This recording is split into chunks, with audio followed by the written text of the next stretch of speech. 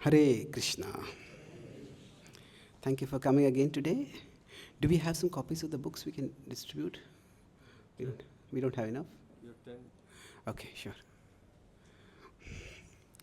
Om Jnanatimirandhasya Jnananjanashalakaya Chakshurunmilitam Yena Tasmai Shri Gurave Namaha Nama Om Vishnupadaya Krishna Prishtaya Bhutale Shrimate Bhakti Vedanta Swami Iti Namine Namaste Saraswati Deve Gauravani Pracharine Nirvishesha Shunyavadi Paschatya Deshatarine Vancha Kalpatarubhyascha Kripa Sindhubhya Evacha Patitanam Pavanebhyo Vaishnavebhyo Namo Namaha Jai Shri Krishna Chaitanya Prabhu Nityananda Shri Advaita Gadadhara Shrivasadi Gaura Bhakta Vrinda Hare Krishna Krishna Krishna Hare Hare Hare Rama Rama Rama Hare Hare. My dear Lord, please guide us all to know that there is always a plan of yours for us, no matter how chaotic and confusing our life seems to be. Hare Krishna.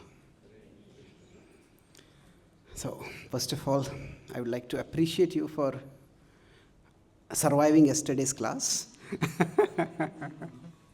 So, I think in many places it's like a compounding cycle. The speaker comes late, that's why the audience comes late, and the audience knows that the speaker thinks the audience will come late, so the speaker comes late, and the audience thinks the speaker will come late.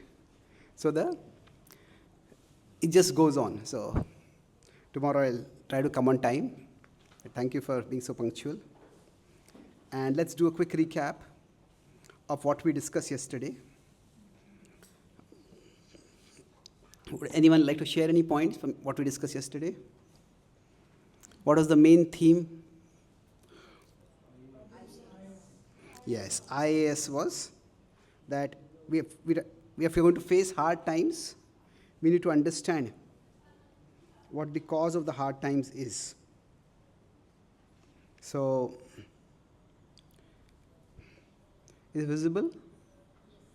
So we talked about 3 kinds of hard times. What was that? Inevitable. Yes, inevitable, the avoidable, and then strengthening. So yesterday we focused on the inevitable problems. And we saw the inevitable problems as coming from karma. So we discussed the concept of karma and how sometimes we all may face problems because of the situations that we are in, and we deal with those situations.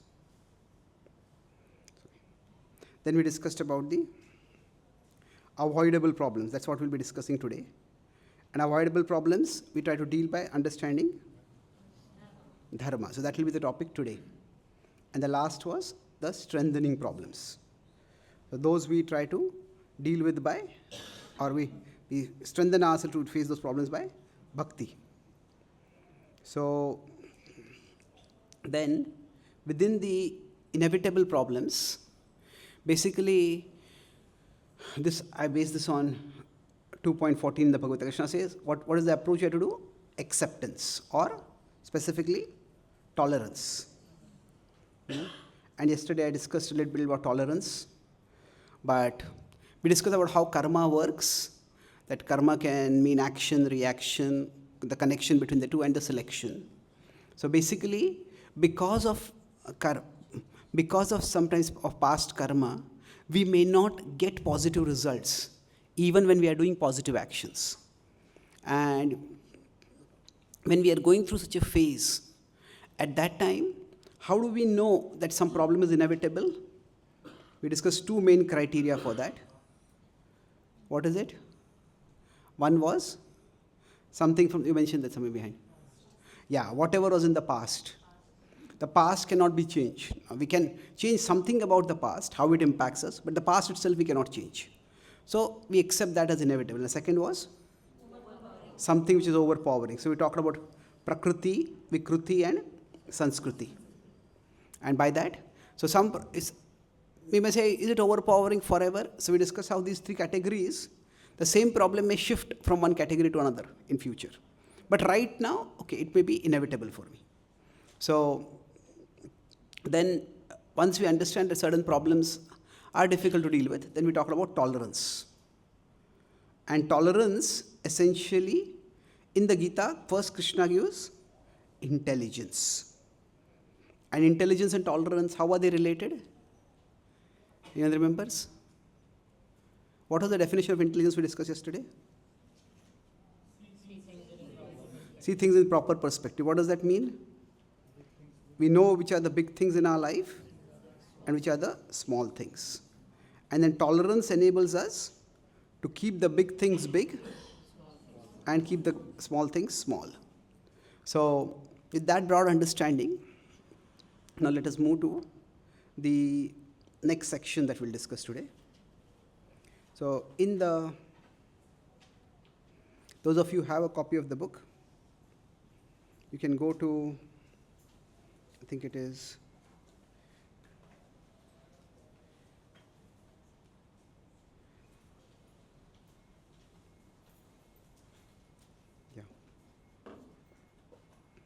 this one.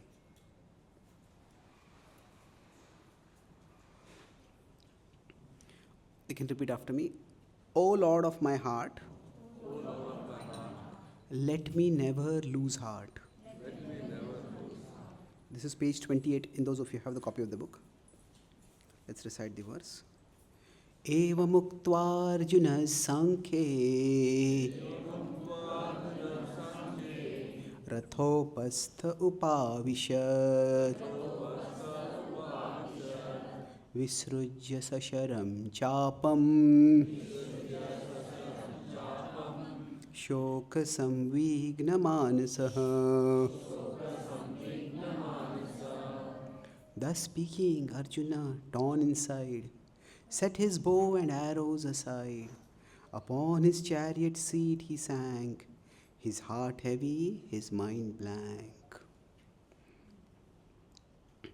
So here, what we are today will be discussing is that how do we deal with inevitable problems without, in our reaction, creating avoidable problems. So, who would like to read? Anybody has? Yes. First. My dear Lord, the challenges that the world throws upon me can sometimes be so complicated as to be overwhelming, stultifying, and paralyzing. Just as Arjuna cast aside his bow, unwilling and unable to fight, many are the times when I have felt like casting aside my metaphorical bow, losing my will to fight against a problem that seems unfair, unending, and unsolvable.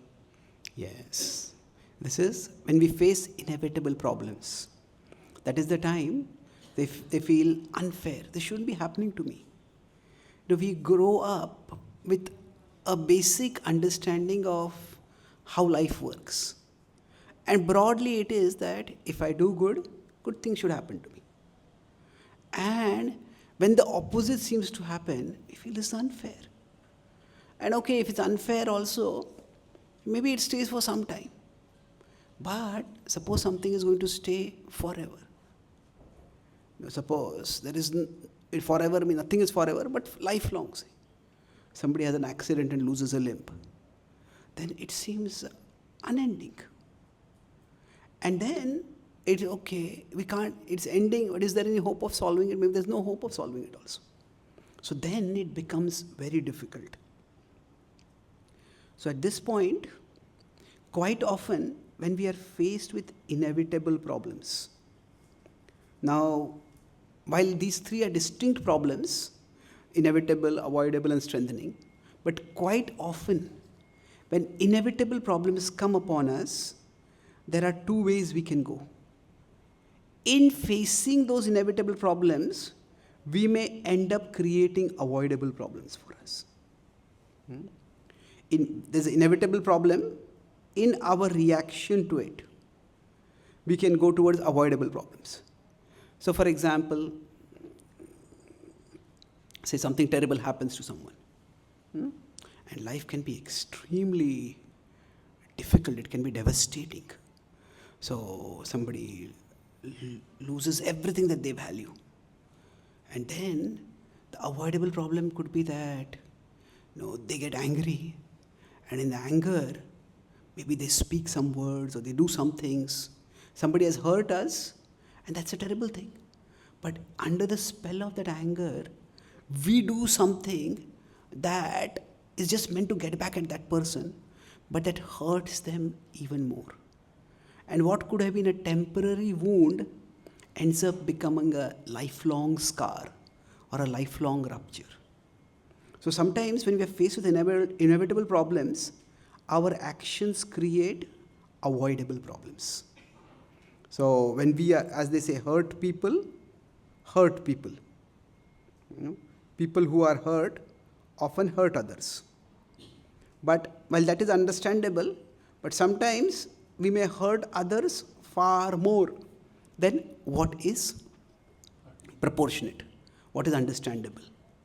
So yesterday I mentioned about how my mother encouraged me to develop myself intellectually. Did I mention that yesterday? Yeah, so then since my childhood, I found that I had a lot of love for language, especially for words. So one of my hobbies was just picking up a dictionary and memorizing words. And that's how I developed quite a good vocabulary. And then as I grew up, I had a bit of a temper. Now having a bad temper is a problem. But having a bad temper and a good vocabulary is a deadly problem. So many people, when they get angry, they might just yell and scream and rant and grunt. And other people can see that this person is angry, but they are incoherent in their anger. This person just lost the plot. They're just gone crazy, we think. But somebody who is short-tempered and is articulate, they can become very sarcastic. They can become very biting. And that's what happened to me. I was normally a nice person. At least I thought I was a nice person. But there would be phases where I would speak some things which would be so hurtful. And then after that, I would come back to being normal and nice. But then people would just, those things would remain with them. So what happened is that, okay, somebody had done something to annoy me, something had done something to hurt me. So one thing that would happen to me is that my brain often, at least in some areas, it thinks very fast. And if somebody can't keep pace with me, I get annoyed with that person. So then it was not that the other person's fault was there, but still, okay, things were not moving as fast as I wanted them to. So then I would get upset with people. And I realized that I was actually creating more problems than the necessary. So sometimes inevitable problems are there. Somebody doesn't understand us, somebody can't work with us, somebody is being irresponsible, all those things are there. But sometimes our reaction makes things far worse. So this is where, when avoidable problems means that our present actions are making things worse. And sometimes this feels justified because something so terrible is happening to me. So why should I not do this? Why should I not act in this way? So continuing the theme of yesterday, now we can look at our past karma. And we can, okay, let's put it this way. Let's look at our present karma and our past karma. Now, our present karma can be positive or it can be negative. And our past karma can be positive and our past karma can be negative. So, yesterday, remember I mentioned about the Midas touch? Midas touch means what? Whatever we do, it turns into gold. So, that would, if we consider these 4 quadrants, starting from the right bottom and going clockwise. So, if somebody seems to have a Midas touch, in which quadrant would they be falling? 4th quadrant. Now, whatever we do seems to be just working wonderfully. When somebody is going through that phase, they try to learn something new and they just learn it so fast. Maybe if they were trying to learn a skill, before they tried and tried, nothing they could learn. And now suddenly everything seems to fall in place. So this is the phase where we are often super effective. Not just effective, but super effective. Now, among our present karma and past karma, which is in our control and which is not in our control? Yes, present karma is in our control. Past is not in our control. Can the AC be decreased slightly if possible? Or is it one AC for everyone? Okay. So, now among these 4 quadrants, so which would be the worst quadrant, do you think? 2. Okay. How many of you think 2? Okay. How many of you think 3? Okay. How many of you think 1? Okay. So, actually often worst is a subjective matter. So, in that sense, all could be true. But we could say worst in the sense that, say, if we consider if the present karma is positive and the past karma is negative, then it is frustrating. I'm doing good, but nobody is valuing it. Nobody is understanding it. Nobody is recognizing it. So this is where we are under effective. So it is frustrating because we feel that we could be doing so much more, but that more is not happening. And many of us throughout our life often may feel that we are in this quadrant 1. I'm doing a lot, but others are not valuing me. Now, so this could also be frustrating in the sense that it could be painful. Now, in the second quadrant, basically we will be ineffective. Ineffective means that we may want to do bad things, but because of past negative karma, even the bad things will not work. See, for doing anything in life, we need good karma. The irony of life is, to even do bad karma, you need good karma. Like 10 people may decide to rob a bank. Only one person succeeds. Why is that? Because that person had some good karma from the past. Now, so many people may take to a life of crime. Only one becomes an underworld don. Another person may try to take up a life of crime, and in their first robbery itself they get arrested. And they are sent to 10-year jail. And maybe even when you want to rob, you have to be young to run and hide, and the best part of their life is gone. So, it is ineffective means we are not able to do anything bad even if we want to. Now, actually the worst in terms of effect is, this is where we will be destructive. Our past karma is good, but our present karma is bad.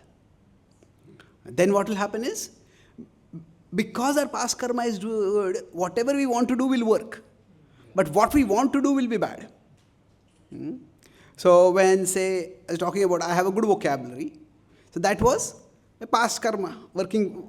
Okay, you could say that I also developed my vocabulary. But having that interest, having that ability, that is due to past karma. So a past karma, the vocabulary is good. But if right now I am short-tempered, then what is happening is, the present karma is bad. So then it can be very damaging. So broadly speaking, when we are talking about dharma today, that is what we are going to discuss. So we could say that the past karma being negative, hmm, that can lead us to problems. And let's see if I can depict this properly over here. So if the past karma is negative, then the problems that come, these are inevitable problems. In the sense that because of past karma, things are not going to work for us. Whatever we do, it just will not bear results. Now, what is in our control is our present karma. Okay? So, if our present karma is positive, we are creating a brighter future for ourselves. If our present karma is negative, even if our present is good, the future we are creating is not so good. It's bad. So you could put it this way, that this is avoidable problems. That our present karma being negative is the avoidable problem. Now, we may say that it may be that I'm doing something right now and actually I'm able to avoid a problem. That means, say somebody's rude to me, maybe, and then we just become vicious with that person, we beat that person, we badmouth that person, we spread rumors about that person, and that person just goes away from us. We think I'm freed from this person. But when we do that, what may well happen is that person may develop a very vengeful mentality towards us. And right now, we are going through a positive karma phase, so our power is more than that person's power. And so we can crush that person right now. But who knows, in future things may change, and that person may have more power than us. And then the way we had hurt that person now, that person may come back and hurt us even more. So now we may say, okay, by that overreaction, I was able to avoid the problem. But actually, I was only ending up creating a bigger problem. So broadly, when I was talking about the concept of dharma, dharma basically means that we do the right thing. We ensure that our present karma is positive. So our present karma being negative is adharma. Our present karma being positive is dharma. So each one of us will face certain problems in life. And those problems will create certain limitations. So yesterday from the Mahabharata I gave an example of what was a unavoidable problem, that some character, inevitable problem. What was the inevitable problem? Or the character who faced inevitable problem? Dhritarashtra. And his blindness. Now, if we consider the Mahabharata, it talks about negatives that both the Kauravas and the Pandavas inherited or were born into. Now we could say Duryodhan was born to a blind parent, blind father. That is a problem, because of which he couldn't become the king. Now, if we consider the Pandavas, they also had, now I'm not talking here from the perspective of pure devotion, because there are different levels at which the Shastras can be understood. We are looking at it simply from a karma perspective over here. So let's put aside the fact that about the Pandavas being pure devotees. We look at events that happen in their life. But the Pandavas also had something terrible happen in their life, which is, in a normal person's life, could be said to be a result of negative karma from the past. What was that? In their childhood itself. What happened to them? Yes, their father passed away.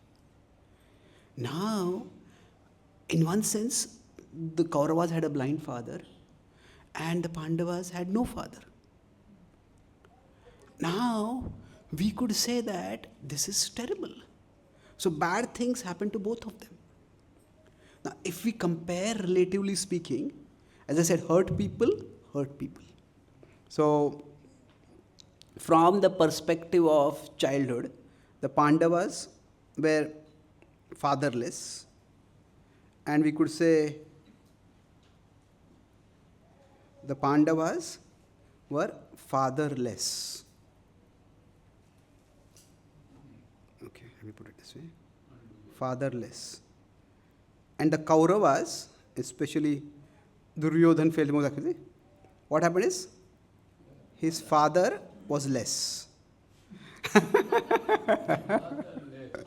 So that means his father was blind. So his father was not what a Kshatriya father should be. So now, if you consider these two, both of them, life gave them a raw deal in different ways. Now, comparatively speaking, if somebody is blind, we understand that, yeah, what can they do? They are helpless. It's just a physical limitation. They may not be there for us. So it was, for his fatherless, it really could not blamable, isn't it? Now, of course, we can go into, you must have done some past karma because which you were born blind or whatever. But generally, when there is a physical limitation like that, we are not meant to judge people based on their past lives' karmas. From this life, we can't blame them. No, if somebody doesn't have a hand and because of that they can't lift any luggage, and then somebody else has to lift luggage for them, you can't really blame them for that. On the other hand, if you consider the Pandavas, if they had wanted, they could have blamed their father.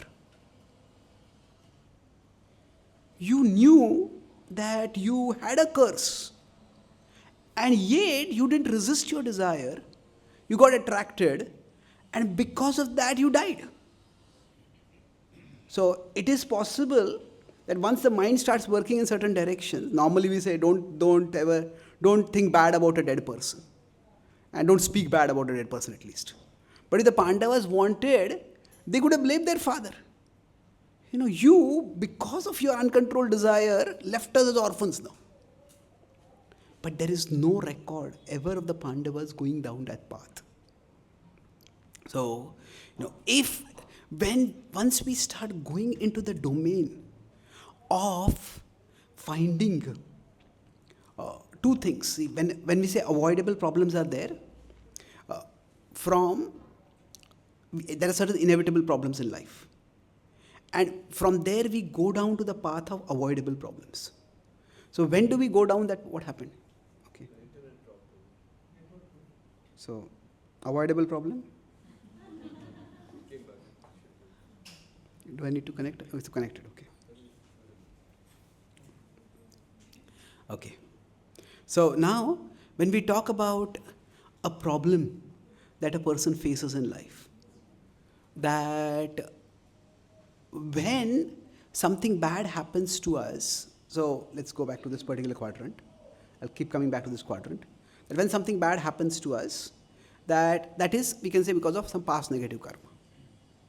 Now, when that is there, the past negative karma means that either in quadrants 2 or 3. So now it is for us to choose whether I want to be in quadrant 2 or quadrant 3. Now, if we go into, past negative karma is 1 and 2. Now we can choose whether to be in 1 or 2.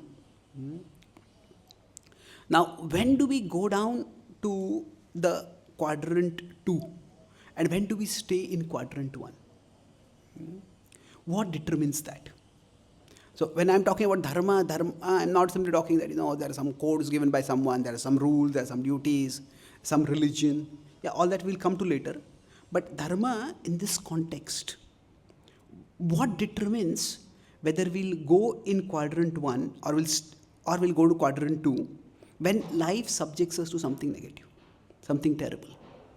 So the path of avoidable problems, what happens is when there is distress in our life, especially distress that feels unfair to us. Generally, we go down two paths. two rungs of the same path, raga and dvesha.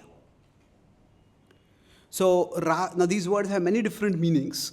As I'll be using them in a particular sense over here. Raga means we start looking for pleasure. We start looking for some quick pleasure. So for example, something terrible happens in somebody's life. Maybe they suddenly lose a job. They're doing a good job, but maybe there is a conspiracy against them and they are unfairly accused of something and they lose their job. That's very painful. But in order to forget their pain, they start drinking.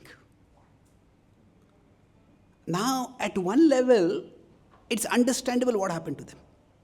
But what is happening is, by seeking the quick pleasure of drinking, what are they doing? They're creating an avoidable problem in their life. So most people who get addicted to something, whether it's to alcohol or it's to drugs, nobody's born with a bottle of alcohol in their mouth or in their hands. It is quite often that when life causes certain pain in their life, then they want some quick relief. And when they want some quick pleasure, some quick relief, some quick escape way, we all need that at times. But if that's not chosen in a healthy way, then the attempt to choose that quick pleasure, if, say for example, somebody starts drinking alcohol, then it will create bigger problems. So this is the path of avoidable problems.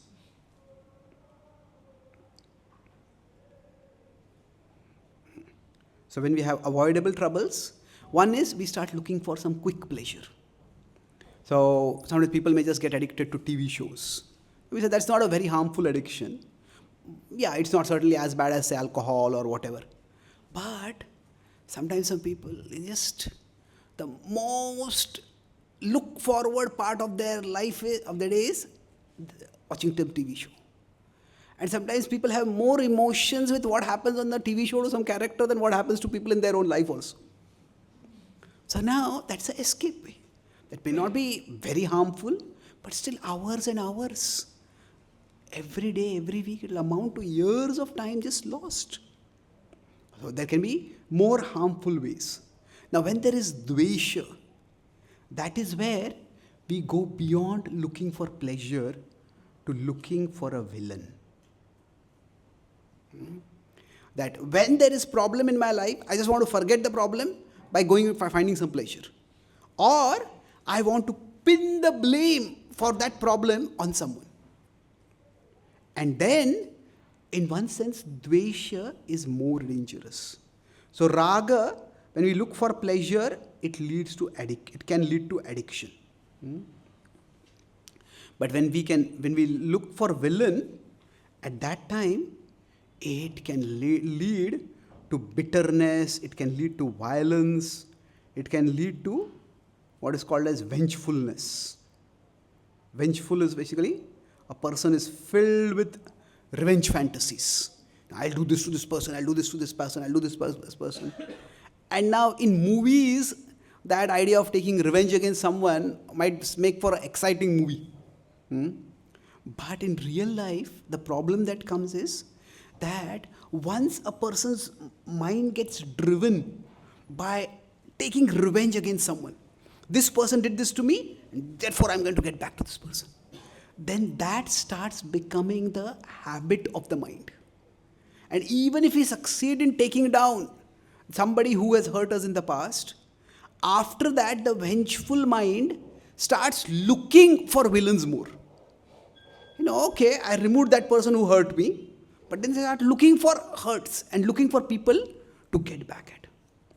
And that is a very dreadful place to be in. So now Duryodhan couldn't very well blame Dhritarashtra. So for him what happened? The villain in his life story became the Pandavas. It was Bhima first who challenged him with strength, and Yudhishthir who was a threat to his claim to the throne. And thus he ended up doing more and more bad karma. And thus he created more and more trouble for himself. So basically, life does give us difficult situations. We cannot avoid those situations. But we can decide whether we will make those situations worse by our present bad karma, or we will try to make them better by our present good karma. So this is where, if so, because it is avoidable problems, this is broadly the path of adharma.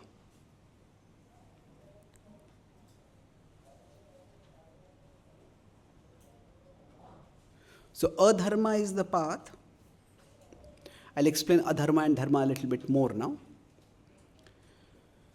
When we face unfair distress in our life, we face pains which we feel unfair. We cannot deny, we cannot force ourselves to don't feel bad, don't feel distressed, don't feel it is unfair. Yes, it will feel like that. But still, we have the capacity to choose how we act. So, going back before this to this quadrant now.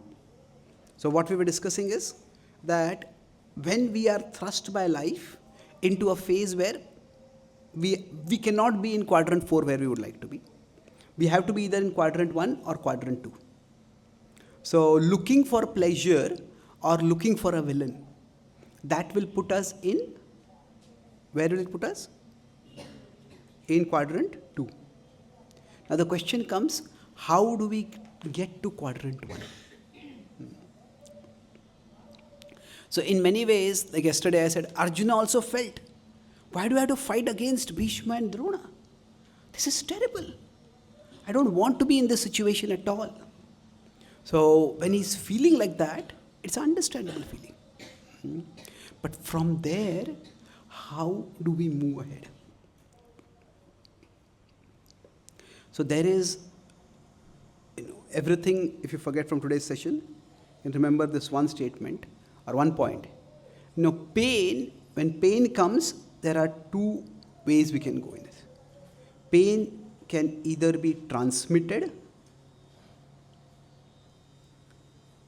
or pain can be transformed. When pain comes, or you can put it this way, that pain that is not transformed will get transmitted. Now what does it mean? How is pain transformed? Pain is transformed into purpose. Purpose means, I'll explain what purpose means over here. Pain, when we are facing it, if we can transform it into purpose, then that pain becomes more bearable. But if the pain is not transformed, when it is transmitted, the pain does not go away by that. The pain is transmitted, and then what happens is, the pain becomes perpetuated. Perpetuated means it just goes on and on. It goes on longer than what it needs to. So, in the Vedic tradition, so when I'm talking about the concept of dharma, dharma is sometimes translated as duty. And that's one way of looking at it. But often the idea of duty has, you have to do this.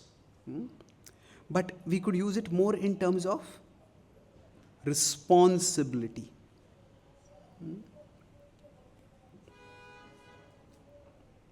Responsibility means that, now most of you know this English Sandhi Vigraha, you can call it. Responsibility is response plus ability. So I am in the situation that I am in right now. Whatever be the cause of that situation, I am here right now. Now it is for me to choose how will I respond. So we always have response ability. Now the ability of how much we can respond, that may vary from situation to situation. There's no doubt about that. but we always have responsibility. That means, okay, a bad thing has happened to me, but now what can I do about it? So in the Mahabharata, even after Arjuna has heard the Bhagavad Gita, even after Arjuna has surrendered to Krishna by saying Karishye Vachanam Tava, even after Arjuna has diligently served Krishna in the war, still terrible things happen to him.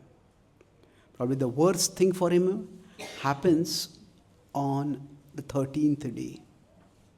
What happens at that time? Abhimanyu is killed. Now, at that particular time, the way things happen is that the Kauravas don't form the Chakravyuh right in the beginning.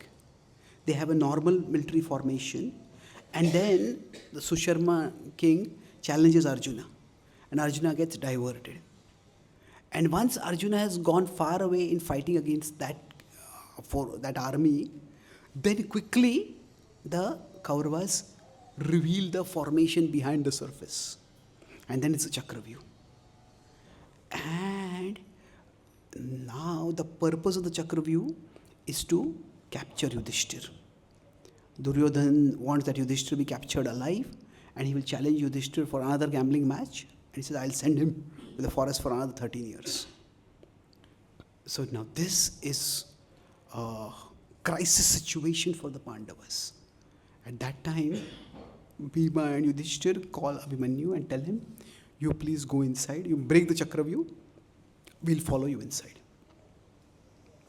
Now, I won't go into the whole story, but Abhimanyu gets trapped by Jayadratha. And then the he fights heroically, but 6 warriors gang up on him and ultimately overpower and kill him. Now, when Arjuna comes back, at that time, he starts feeling some kind of uneasiness. He has fought heroically. He has come very close to finishing the forces of Susharman. But rather than feeling any satisfaction, he's feeling great apprehension. And as he comes back to the Pandava camp, in those days, wars was something like sports. It's brutal, that would be there, but still, war was meant to be like a test of strength and skills. So, it was a matter of celebration. So, every day when the warriors would come back, there would be celebratory music to welcome the warriors back. But on this day, there was complete somber silence. Arjuna started becoming even more apprehensive. He started feeling a pit in his stomach. And he noticed that none of the soldiers that he was passing by were meeting his eyes. He started thinking, what could have happened? And he had heard during the fierce fight that somebody was screaming, oh, the Kauravas have formed a Chakravyuh. He had been so busy fighting that at that time, that had not registered in him. He had thought if something like some emergency had come, the Kauravas would call him. The Pandavas would call him. His brothers would call him. But then he started thinking, if the Chakravyuh has been formed, then only Abhimanyu can break it. But Abhimanyu cannot come out of it. Has something happened to Abhimanyu? Just that thought caused his heart to stop beating. And he asked Krishna to rush forward. He said to Krishna, has something terrible happened? Krishna remained mysteriously silent. And then as soon as they reached the pandal where all the warriors would assemble at the end of the day to review the day and form the next day's strategies, Arjuna jumped off the chariot and rushed out. As soon as he entered, first his eyes went to Yudhishthir. Is the king safe? And then immediately his eyes went to Abhimanyu's throne. And that throne was empty. Arjuna did not want to believe the evidence of his eyes. With unbelieving eyes, he turned towards Yudhishthir. And now he noticed that there were streaks of tears that had gone down Yudhishthir's eyes and had got dried on his face, leaving marks. So he collapsed on the ground. and started crying out, Abhimanyu, Abhimanyu. Now for him, there was a series of emotions, each one pulled him downward to a darker and darker place. First, there was that shock that something terrible like this had happened. And then there was that terrible feeling of loss. My son is gone. But then, after that, there was guilt. I am meant to be a warrior, I am meant to be a protector. I am meant to protect everyone, and I couldn't protect my own son. That feeling of personal failure was there. He thought that surely when Abhimanyu was in his last moments, he must have called out for me. And fie on me, I had gone to seek my own glory. And I was not there for my son. See the difference between a humble person and an egoistic person. An egoistic person tries to find blame with others. Arjuna was thinking, I went for my own glory. Now from that guilt came rage. Now he lashed out at his brothers and he said, are all of your weapons just ornaments? Could not one of you protect my son? He just was beside himself with utter angst. At that time, Krishna pulled Arjuna into a side hug. And Krishna told Arjuna, O Partha, in this world, adversities befall everyone. The wise people and the unwise people. The difference is that amid adversities, the unwise act in ways that increase the pain, that make things worse. The wise act in ways that decrease the pain, that make things better. Arjuna was listening, but Arjuna was not looking, he was just glaring at the ground. Krishna told Arjuna, Arjuna, look at your brothers. Look at their faces. Just as you are in pain at the death of Abhimanyu, so are they in pain. Please, Arjuna, don't speak words that will increase their pain. So Krishna here does not take a philosophical approach. He takes a very practical, a very pragmatic approach. He says, now this terrible thing has happened. What can we do? Either to make things better, we can make it worse. So dharma is not some esoteric, some rule given in some scripture somewhere. Yes, those rules are there. But dharma essentially means responsibility. This is the situation life has put me in. How can I act to make things better? So dharma is responsibility. It is how can I act to make things better?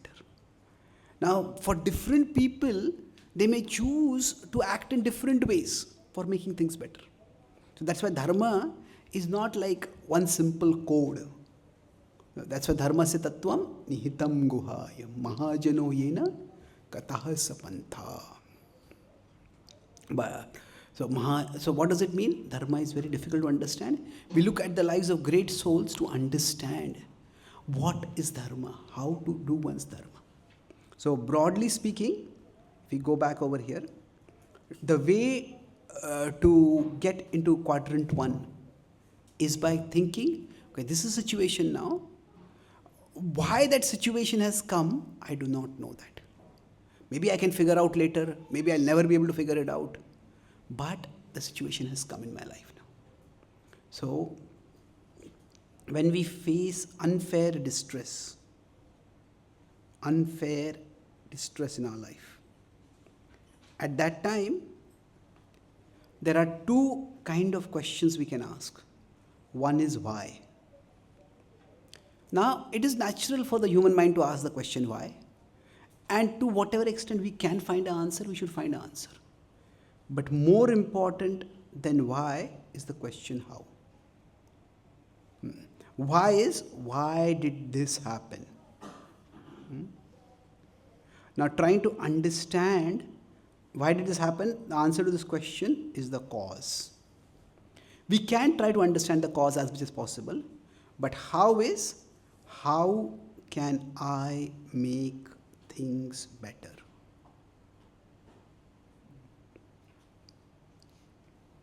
This is the sense of purpose. How can I make things better? So when we talk about purpose, it is not some mysterious thing. Yes, there is an aspect that ultimately our purpose of life is to go back to Krishna. That is true. But we have to go through a lifelong journey to get to Krishna. And in the situation that I am in, how can I make things better? Now, things doesn't necessarily mean external things. Things can also mean, at least our own consciousness. Sometimes some people, when they fall sick, in India we have a Bhaktivedanta hospital where we have devotees have come together and made a hospital together. They have a nice spiritual care department where they offer spiritual support. So I often spend time there and give classes and offer some support in various ways. So one of the caregivers was telling me that when people fall sick, sometimes they may be young and healthy and suddenly they fall sick and it's terrible. But they fall sick and then they complain and they blame and they yell and they are sick and they make their caregivers sick of them. Now, at one level, it's understandable. You're young, you're not expected to fall sick. But falling sick may not be in our control. That we could say is because of, that is an inevitable problem. It has happened in my life. But the avoidable problem is making others sick of us. So that is something we can avoid.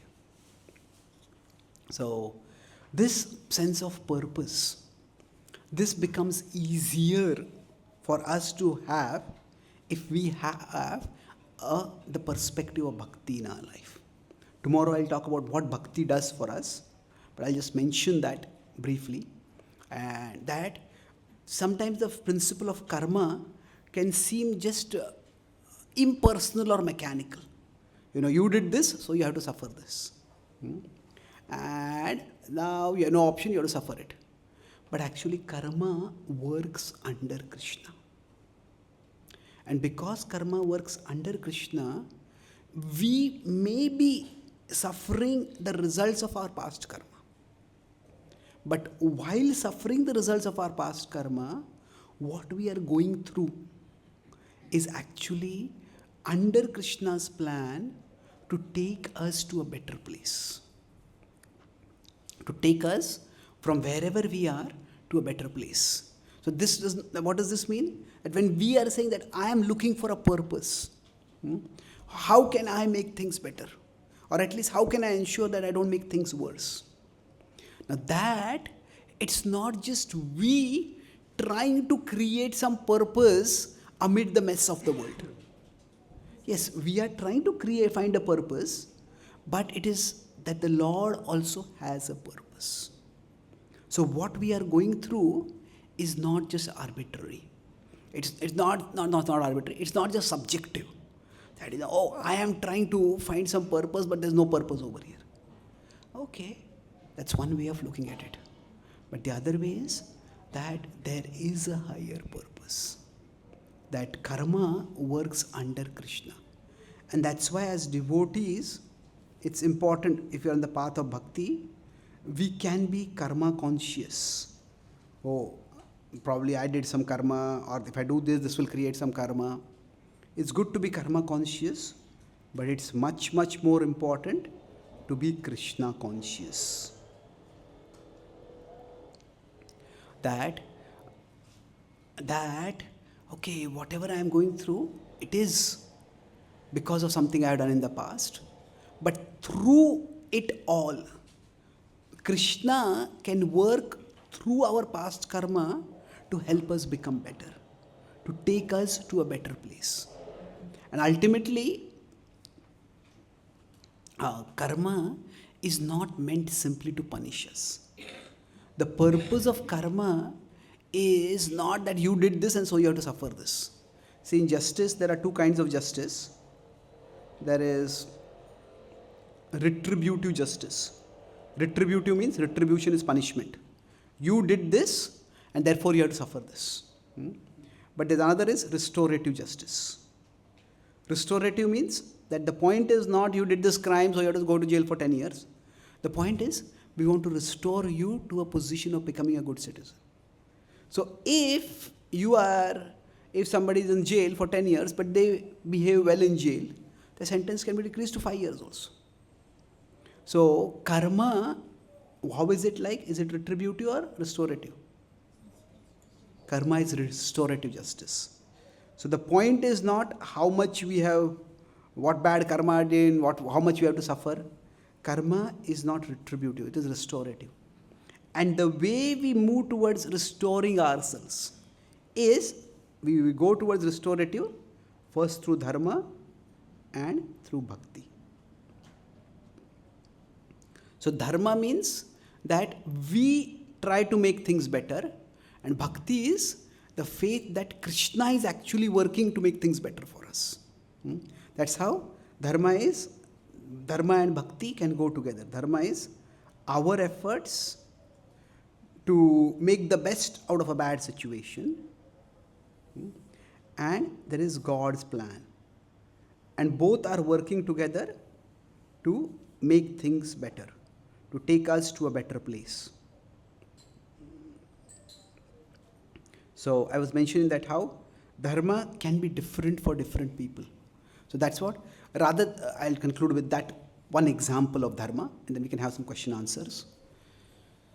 See, both Vidura and Vibhishana found themselves in terrible situations. That they, like, what is that saying? That the right man in the wrong party, or the good person caught among the bad guys. So Vidura and Vibhishan both found themselves in similar situations. Now we could say, okay, they were born in particular families where there was villainous characters, and all that we can attribute it to bad karma from the past. Now if you see, both of them, if we go back to those quadrants, both of them will be in which quadrant? Past karma, negative. Present karma, positive. That present karma positive, if you consider, say, this is, let's put it this way. If this is the Ravana's side, and this is Ram's side. So, Vibhishan, what did he do? He actually went over from Ravan's side to Ram's side. Some people say that he actually betrayed his brother. He betrayed his family. Well, it's not that simple. No, he saw that his brother, he and his brother both were members of royalty. And the member of royalty is not just meant to have royal privileges. It's actually to serve the citizens, to take care of the citizens. So when the king, instead of protecting his citizens, was endangering his citizens for his own selfish desire. So it is not that Vibhishan betrayed Ravan, it was Ravan betrayed Lanka. So Ravan gave up Lanka or endangered Lanka just for the sake of his desire. So betraying a betrayer is not actually betrayal. So actually, Vibhishan went over to Ram's side not because he wanted to betray Ravan, but because he wanted to serve Lanka. Lanka had a terrible king and another terrible king. The king would keep doing terrible things. So he wanted to do his royal duty. Now, in the case of the Kauravas and the Pandavas,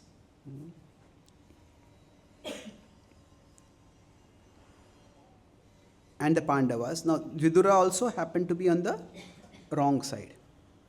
But what did Vidura do? Vidura went on a Tirtha Yatra. Vidura went on a pilgrimage. So now, could Vidura not have gone on the Pandava side? Well, he could have. But Vidura had hope that Dhritarashtra could be saved.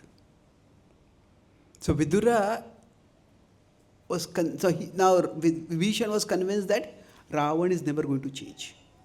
Now, was Dhritarashtra a bad person? Well, you could say yes, but more that he was attached to a very bad person. And that was what the problem was. So we could say in terms of relationship dynamics, that if Dhritarashtra is here, then Vidura was more virtuous, and there was a bond between the two of them. But there was a bond between Dhritarashtra and Duryodhana also. And this bond was much stronger. And because of that attachment, Vidura's words were not heard by Dhritarashtra. So now, because Vidura still had hope for Dhritarashtra, so he knew that if he went over to the side that caused the death of his son, then Dhritarashtra would never be able to hear from such a person. You caused the death of my brother, my son. You cannot be my well-wisher. What you say can never be good for me. So by going to a Tirtha Yatra, what happened was, Vidura let time play its course. And then eventually, when that attachment was removed by time, then Vidura's words became understandable and acceptable. And more than understandable and acceptable, they became applicable for him. He was able to apply them and transform himself. So both faced difficult situations, and in those difficult situations, what was the right thing to do? It was different for both of them. They had their own consideration. How can I make things better? So with Vibhishan decided, I cannot make Ravan better. So I'll at least make sure that Lanka becomes better. That I will tell Ram, your enmity is not against Lanka. Your enmity is only against the current king of Lanka.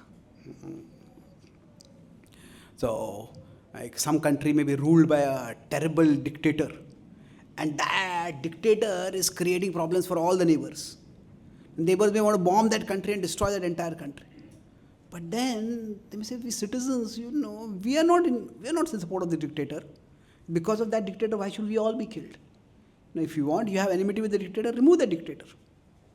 So now, on the other hand, Vidura felt that to make things better means I can actually help Dhritarashtra to improve. And therefore, he chose a different path. So dharma is something which has to be very individually understood. In my particular situation, what can I do to make things better?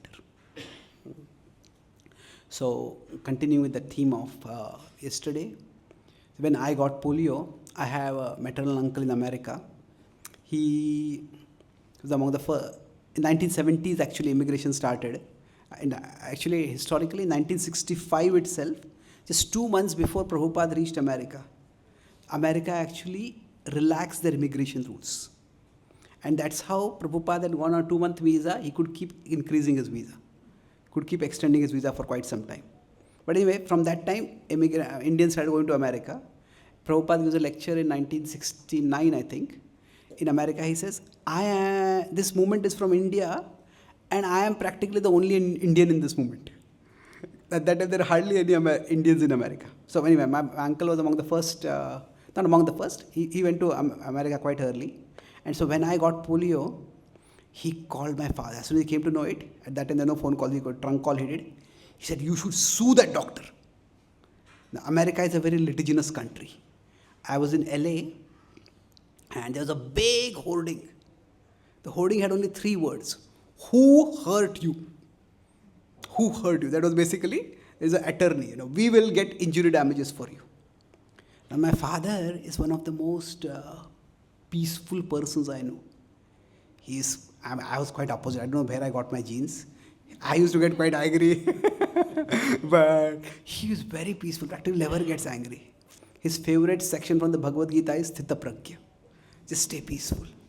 So my father told my uncle, he said, Indian legal system is such that if we file a case, probably we'll get old and die before the case comes for hearing also.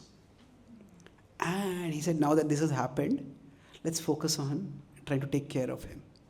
So they tried various treatments for me. They did a lot of things, and that's how I have some mobility, at least some strength in my legs.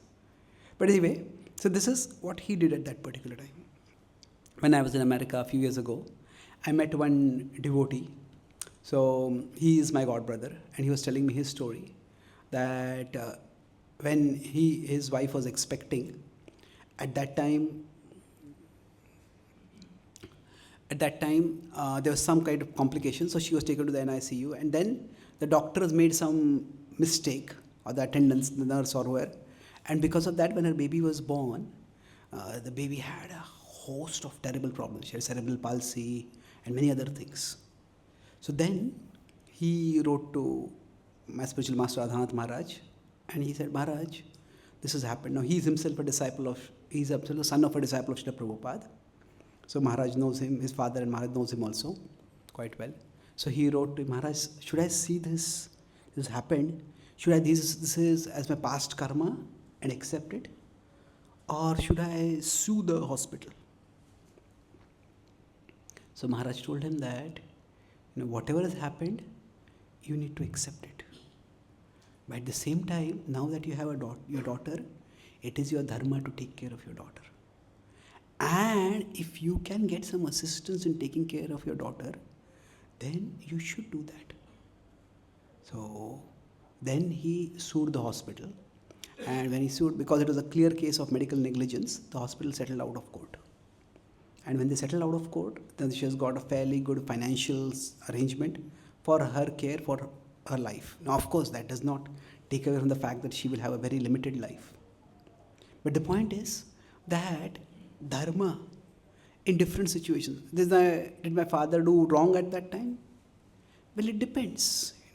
Now, like yesterday, I talked about some problems are inevitable. So, in the Indian legal system, trying to at least almost 50 years ago,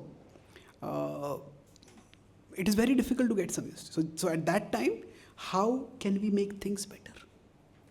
So dharma, when we talk about karma, it is okay, the problems may come because of our past karma. But what do we do about them? Just because something has come because of past karma doesn't mean we have to be passive. We want to accept what has happened. But then what do we do about it? So how can we make things better? So my father chose a different path. He said, okay, we will make things better by trying to treat this rather than sue the hospital. But then he chose differently. Now, in that situation, that is possible, that is feasible. So that's what he did. So that's why dharma is variable for person to person. So broadly speaking, the way I will not summarize, but one image to illustrate this. See, with respect to the past, we want to become peaceful. And that peaceful, we want to come to peace with our past. Stop fighting about our past. Oh, this happened, this happened, this happened. And that understanding karma can make us peaceful. But about our future, being peaceful does not mean being passive. About our future, we want to be purposeful. And that being purposeful happens through dharma. Dharma means we take responsibility. The responsibility. In this situation, what can I do to make things better? There are limitations, but within those limitations, what can I do to make things better? So with that as understanding, when we move ahead in life, from wherever we are, we can help create a better place for ourselves. So I'll summarize what I discussed today. Our topic is today, Gita, we are talking about avoidable problems, how to deal with avoidable problems through dharma.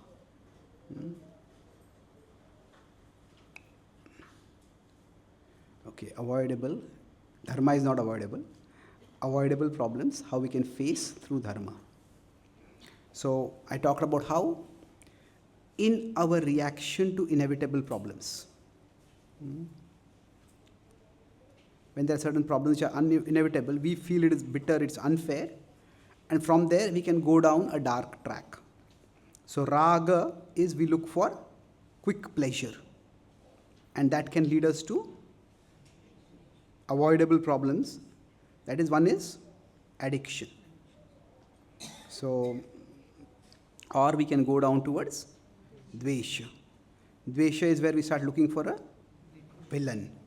Now, who can I blame for problems in my life? Now, both of these are unhealthy responses. Both of these end up making things worse for us. So, we discussed about how the Pandavas, where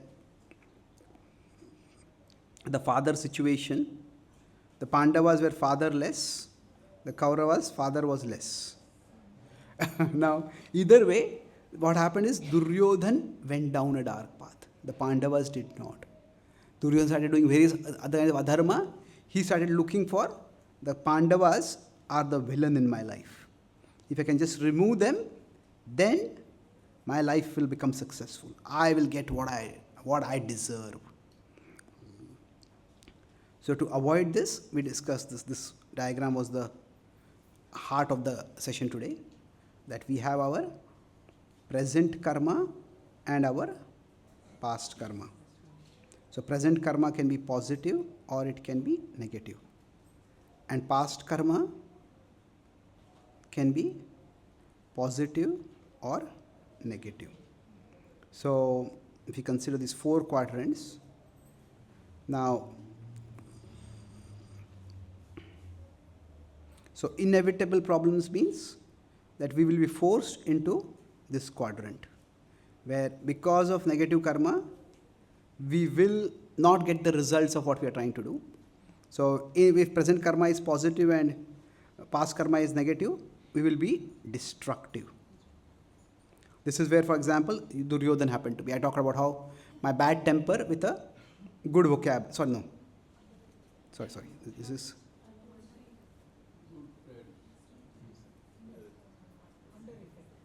Yeah, this will be destructive. Here it is. This is where I talked about how the good temper, the good vocabulary and bad temper can get you into trouble. Got me into trouble rather. So under effective is where we try to do good, but good doesn't come out. Now here we will be ineffective. And here we can be super effective. So for us, sometimes life may force us into this domain of inevitable problems. But avoidable problems is where we let our present karma become negative. When we start making bad choices, then that only aggravates the problems. So we discussed about how do we stay in, we don't want to go into this quadrant 2. So this is the path to quadrant 2. So we want to avoid that. So we want to get into quadrant 3. Then we discuss the theme of responsibility. That we cannot change the situation we are in, but we can choose how we act in that situation. Responsibility means instead of asking the question why, it's a valid question to ask. Why did this happen? And we can try to get an answer. That's an important question, but more important question is how? How can I make things better? We discussed about Krishna, what he spoke to Arjuna after Abhimanyu's death.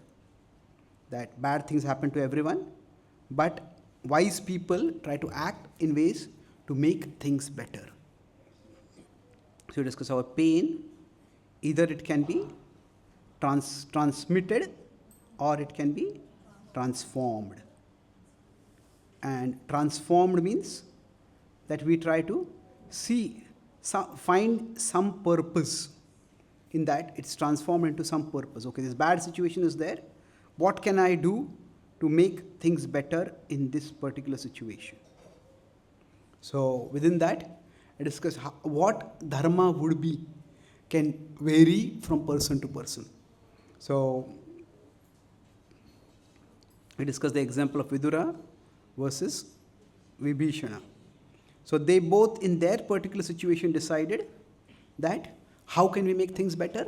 Vibhishan by I cannot change, I cannot make Ravan better. I'll at least make Lanka better. So Vidura decided I cannot make Duryodhan better, but I can make Dhritarashtra better. But for that, he should not see me as the enemy of the Duryodhan. That's why he went on the side of the Pandavas. He did not go on the side of the Pandavas, but went on Tirtha Yatra. So for each one of us, when we are trying to find our purpose, so finding our purpose in that particular situation is dharma. But it's not just we alone who are trying to find our purpose.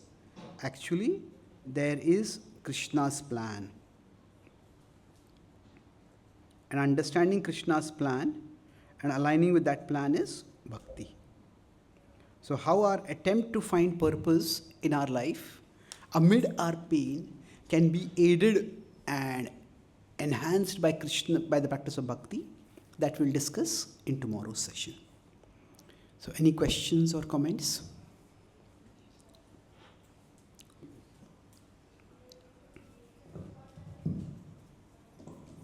I just very good discussions and the logics also. But I want to tell that Chitraketu, when he was cursed by Parvati Ma, he did not react. He just bowed down to her legs. And then even when he became Vitrasur, he could remember all good things in his life, so he can go to Vaikuntha or that world. And this is the example. If something happens, I mean, we should not be reactive. Rather, in the language we say we should be proactive. So that should be our attitude. Say, my nephew, he had a problem also. Somehow he made a discussion with his professor, and professor told him, I'll see you. I mean, if you could go and go down to his leg, then things would have been changed. But he did not do that. So he has to fulfill. So similar things, as you are told that the doctor or the hospital, when they do something wrong, that time we are little bit perplexity that we keep quiet, we think that it happened, it is because of my past karma or whatever. But you can see the other things also, that whoever goes into the hospital, he may get this problem again. So somehow I have to cure him. So it is to some extent how to cure him within the things are available, because it is a very complex thing. So that should be sometimes taken in hand so that he can be cured, so that others do not feel in this same situation. Yes, excellent point. Thank you for that comment. That, see, sometimes, so for example, if we sue a doctor or sue a hospital, that should not be done with the idea of vengefulness. You know, because of you my life is ruined, and now I will ruin your life. Not like that. It is, you see, in the Bhagavad Gita 11:33, Krishna says, Tasmat muttishta yasho labhasva, that arise and fight, jitva shatrun bhungshu rajyam samruddham. By my arrangement, your enemies are killed. So Krishna uses the term enemies over there. But in 11:55, the same chapter, last verse, Krishna is telling, Nirvairaha sarva bhuteshu yaha samameti pandava, that have no enmity towards anyone. So here Krishna is using the word Shatru, and here Krishna is saying, have no enemies, Nirvairaha. So did Krishna forget what he spoke just 22 verses ago? No, not like that. What happens is, sometimes at a functional level, some people may act against us and we may have to fight against them. But at a fundamental level, we don't see anyone as an enemy. Sometimes to protect our dharma, to protect our service, to protect the things that are important for us, we may fight against someone. When the Juhu land was endangered, there was a very double dealing kind of person who wanted to take the money and not give the land also. So Prabhupada fought against it. And Prabhupada, in one letter he writes to one of the life members, he says that if he wants to steal Krishna's land, he will have to go over my dead body.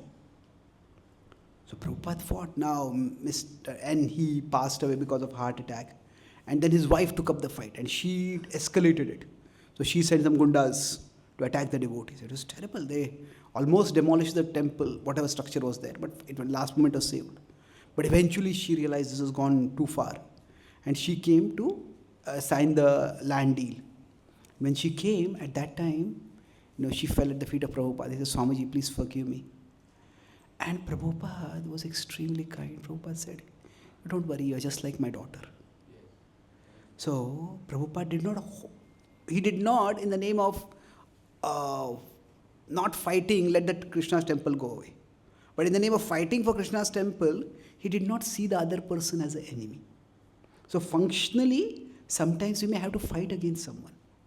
But ultimately, our fight is not against someone. Our fight is for something. And for protecting that, that's why the Kaurava Pandavas, when they fought the war was not for revenge. It was for justice. It was for dharma. It was for establishing a righteous order in the world. So that's why reactive means we just get into hitting back at the other person. Any other questions? Yes, please. I have a question on present karma and past karma. Now, past karma is, we cannot avoid it. But in a way, our present karma is also linked to that, because let's say I'm born in a particular family, I have a particular nature, I'm short-tempered, right? And that's coming from the past karma. And sometimes that what we do in our present life, we are not able to fight that. For example, my nature is I am short-tempered. I shout out at people and I have a short fuse. And I end up, in my present karma, ends up becoming more negative because of my past karma. Yeah. So yes, there is some truth to that the present karma and past karma are not completely unrelated. At the same time, it is not that our past controls our present. See, the relationship between our past and our present. It is a complicated relationship, but I'll talk about two main principles over here. See, our past determines the range of our present choices. Range of our choices in the present. So consider the example of short temper. Yes, because of our past karma, we may be short-tempered right now. But short-tempered can also mean many different things. If I'm angry, I can raise my voice. If I can angry, I can speak foul words. I can use swear words. If I'm angry, I can raise my fists. If I'm angry, I can find a knife and hit someone. If I'm angry, I can take a gun and shoot someone. So that short temper is there in me. But how far do I go in that short temper?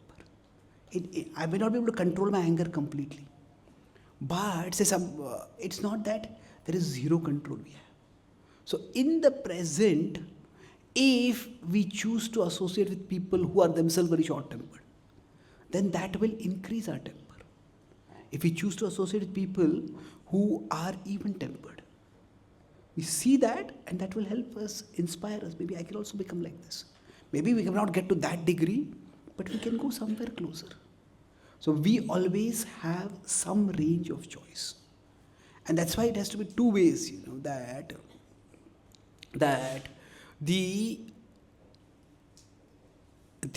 person who is having some conditioning should have that conviction, that determination, that it is possible for me to change. And the people who are around that person, they should acknowledge it is difficult for this person to change. That is the best situation to be in. But what happens is, if the person, say if I am here and I am surrounded by a social circle, so I can change. That is the faith that we should have. But what others should? I understand how difficult it is for you to change. I understand it's tough. So the worst situation is where we think I can't change and others say you must change, otherwise you are a terrible person. So the best support system is that we acknowledge the power of conditionings, but we understand the conditionings are not ultimately controlling us. They control us within a range. So somebody is an alcoholic. They may not be able to give up alcohol, but they can choose whether, say, I have to drink once a day. Okay, maybe you have to drink. But then you can choose whether you take one drink or 2 drinks or 10 drinks. Nobody can say, I have to take 10 drinks every day. See, even people who are alcoholics, one of my friends in America was telling me that I used to drink, but we were sattvic drinkers. So now what is sattvic drinking? There is no drinking itself is tamasic, but within that itself, say, there are people who may go for a party to drink. But say 6 kids are going for a party to drink, not kids, young adults. Then they may decide that, okay, we cannot drink and drive. So you are driving us today, so this party is the time of tapasya for you. So in this party, you will not drink. In the next party, it will be my turn of tapasya. And then you can drink at that time. Now may say, if you have the capacity for Australia, don't drink at all. But that they will not do, they cannot do, assume that. So, but we all have certain limitations in us.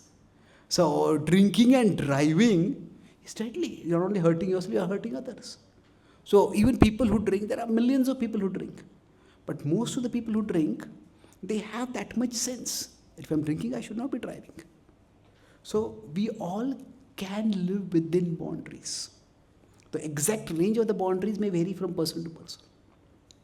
So our past does not determine our present. Our past determines the range of choices. And within the range of choices, each one of us, every small micro choice that we make, so that choice can make a significant difference. There is this, imagine there is some kind of a grid over here. Now, I wish my drawing were good actually, but let's see if I can draw it. Let me keep it small. This is, okay, I have some so imagine if there are, say, a set of, not here like this.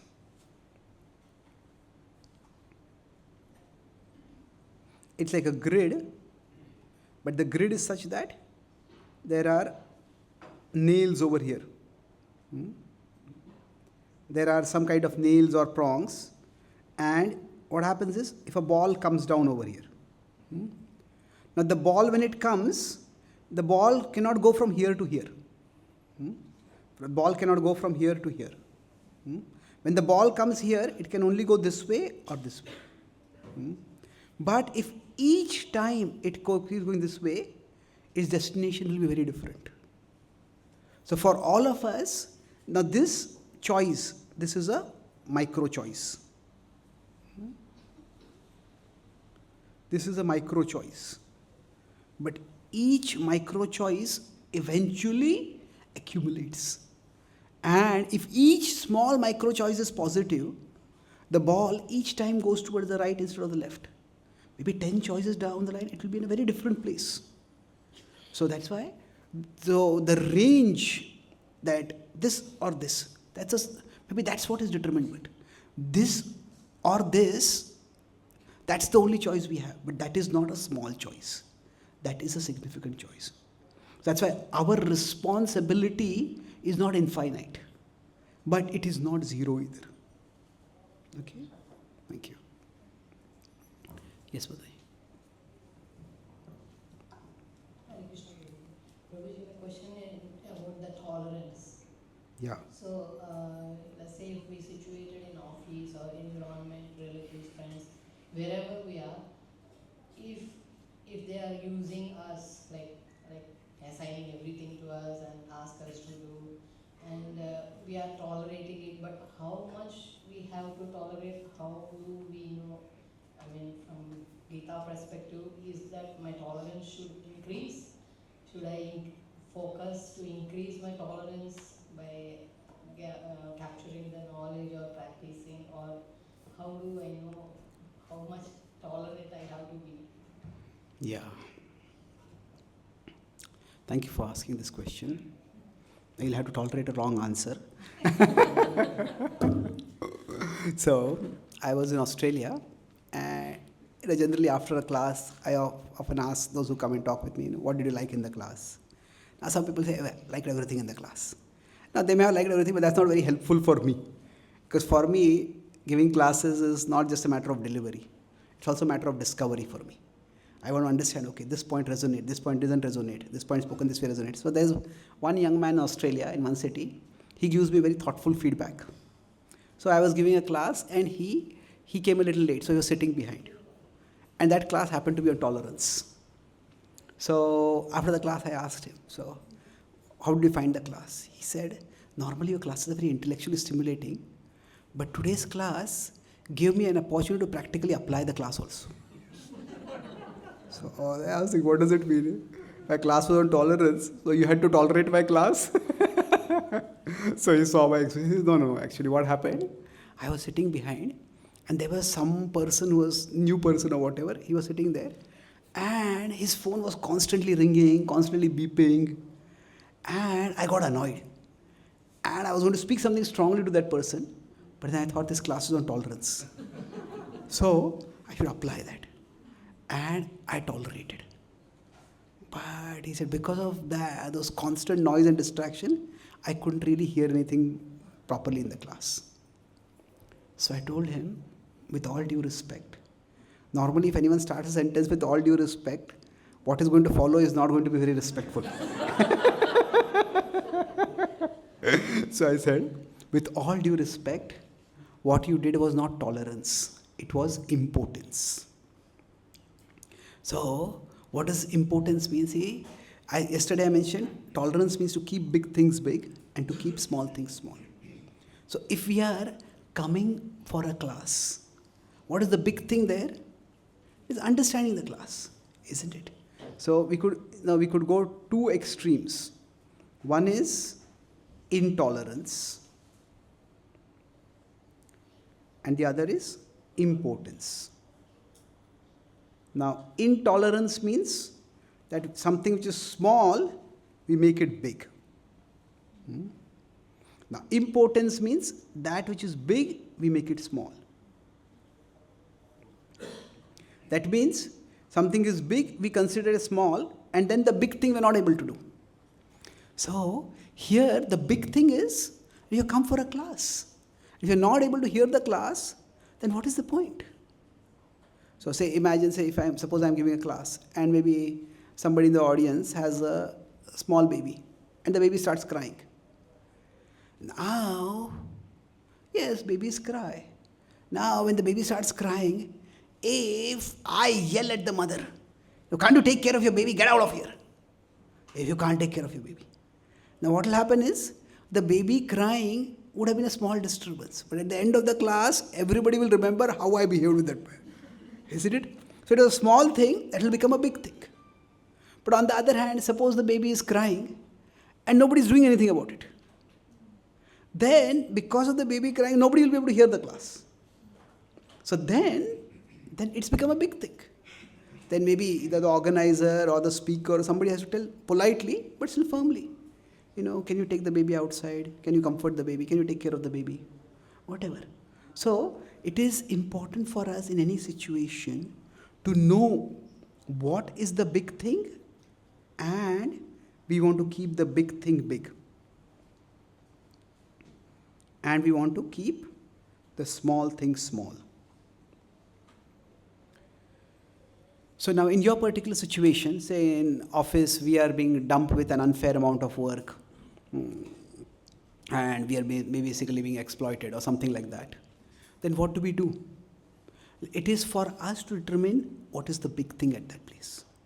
So if, say, it's a overall a good company, we are getting, and it's good for our profile, and working in that company will open more doors for us in future. Then we may decide that is the big thing for me, and this excessive work is a small thing. Or say we have an acute financial need, and the pay is good over there. Then we may decide the money is the big thing, and that's why the work environment, it's not that big a thing for me. I mean, it's big, but that's not the biggest thing for me at this time. But on the other hand, if it is happening that the work pressure and the whole environment is getting to our nerves, and we come back home and then we yell at our family, and then we are constantly bitter and irritable, then we try to practice our bhakti also, our mind is constantly filled with anger and resentment and frustration, then that is becoming a big thing for us. Then we may decide, I have to take some action. Now, the action could mean that we complain to HR, or we decide we start looking for some other job. So in general, this is a very important principle, that life's success or even progress and success, it doesn't come simply by exhausting our past karma. Oh, this problem has come to me because of my past karma, so better let me tolerate it, and my past karma will get over. The purpose, our life will not succeed simply by exhausting our past karma. We will succeed by executing our present dharma. It is by playing the role that we are meant to play that we will actually progress in life. Say, suppose we want to chant, we want to do our japa, and we are feeling very hot and sweaty. Now we decide, okay, I'm feeling hot and sweaty. Probably this very great heat is because of my past karma. So let me exhaust the past karma. But we are so uncomfortable at that time that we are not able to remember Krishna at all. Now, will we make spiritual advancement by that? If you are not able to focus on Krishna, then what is the point? Well, better turn on a fan, better get into AC, and focus on chanting. It can also happen, maybe we go to Jagannath Puri, we go to Vrindavan, and there's a yatra going on there, we are walking on pilgrimage, and it's extremely hot over there. Now that time, we say, okay, let me bear this heat. I don't know, just go into the AC of a hotel. Because the point is not just exhausting our past karma. The point is, okay, here I have come, I want to participate in the Rath Yatra. Even if it's hot, it's uncomfortable, I'll bear it. So when we are trying to decide whether to tolerate or not, we should not focus on what is my past karma. We should focus on what is my present dharma. And am I able to execute my present dharma properly or not? And based on that, we decide, should we tolerate that situation and stay on, or should we do something to change the situation or move away from that situation?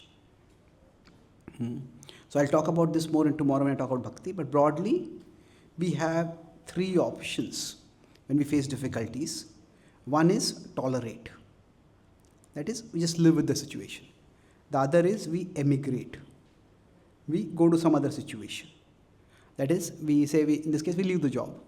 Or three is we mitigate. So if you consider the Pandavas, when Bhima was poisoned, at that time they decided to tolerate it. Yudhishthira told Bhima, don't make a big issue out of it. Maybe Duryodhana is just insecure. Now, when they were burnt, the house of lac was there. They decided, this is just not a small conspiracy, it's a big thing. So better let's stay underground for some time. But then finally, when both Draupadi and Krishna were dishonored, that means first, before the exile, Draupadi was dishonored. After the exile, Krishna was dishonored when they attempt to be arrested. The Pandavas decided enough is enough. Duryodhana is never going to change. We have to deal with him. So they have to mitigate. So dharma, that's why it is Gahana. It's not always about tolerating. We can tolerate, mitigate, immigrate. It depends on how can I execute my dharma in the best possible way in this situation. Okay?